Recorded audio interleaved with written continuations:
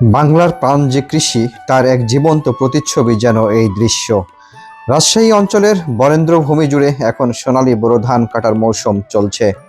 মাঠের পর মাঠ জুড়ে পাকা ধানের ঢেউ, দূর থেকে দেখলে মনে হয় যেন সোনার কারুকাজ সাজানো বিস্তীর্ণ প্রান্তর। সেই সোনালী ধান কেটে ঘরে ফিরছেন কৃষক দিনমজুররা। এ সময়টা কৃষক ও শ্রমিকদের বছরের সবচেয়ে ব্যস্ত আর গুরুত্বপূর্ণ সময় যেন পার হয়। ভোরের আলো ফোটার আগেই কৃষক শ্রমিকরা নেমে পড়েন মাঠ জুড়ে। হাতে কাঁচি কাস্তে, মুখে ক্লান্তির ছাপ থাকলেও চোখে থাকে ফসল ঘরে তোলার তৃপ্তির স্বপ্ন।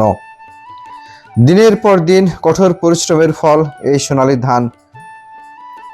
রোদে পুড়ে ঘামে ভিজে, কখনো বৃষ্টির মধ্যে দাঁড়িয়ে তারা এই ফসল বড় করে তুলেছেন। তাই ধান কাটার প্রতিটি মুহূর্ত তাদের কাছে শুধুই কাজ নয়, এটি যেন এক ধরনের উৎসবও। সরু কাঁচা পথ ধরে শ্রমিকরা ঘরে ফিরছেন যেন মহা আনন্দে। দীর্ঘদিনের পরিশ্রম শেষে এই ফেরাটা যেন এক ধরনের প্রশান্তি এনে দেয়। চারপাশের মাঠে ছড়িয়ে আছে কাটা ধানের সারি, যেন সযত্নে সাজানো স্বপ্নের গুচ্ছ। দূরে কোথাও এখনো চলছে ধান কাটার কাজ, আবার কোথাও শুকানোর জন্য বিছিয়ে রাখা হয়েছে ধান। কোথাও তোলা হচ্ছে ধান রাস্তায়, আবার কোথাও উঠানে। বরেন্দ্র অঞ্চলের মাটি একটু কঠিন ও খরাপ্রবণ হলেও এখনকার কৃষকরা হার মানেন না। তারা জানেন পরিশ্রমই তাদের একমাত্র ভরসা। আধুনিক প্রযুক্তি, সেচ ব্যবস্থা আর নিজেদের অভিজ্ঞতা দিয়ে তারা এই প্রতিকূল জমিকেও উর্বর করে তুলেছেন, যেন সোনায় ভরে তুলেছেন বরেন্দ্র অঞ্চল। তাই বড় মৌসুমে তাদের মুখে দেখা যায় হাসি, কারণ এই ফসলই তাদের পরিবারের সারা বছরের আশা ভরসার এক দোলাচল যেন নেমে আসে।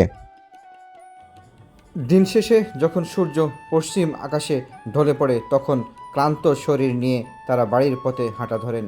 কিন্তু সেই ক্লান্তির মাঝেও থাকে এক ধরনের তৃপ্তি। সারাদিনের পরিশ্রমের ফসল ঘরে তোলার আনন্দ।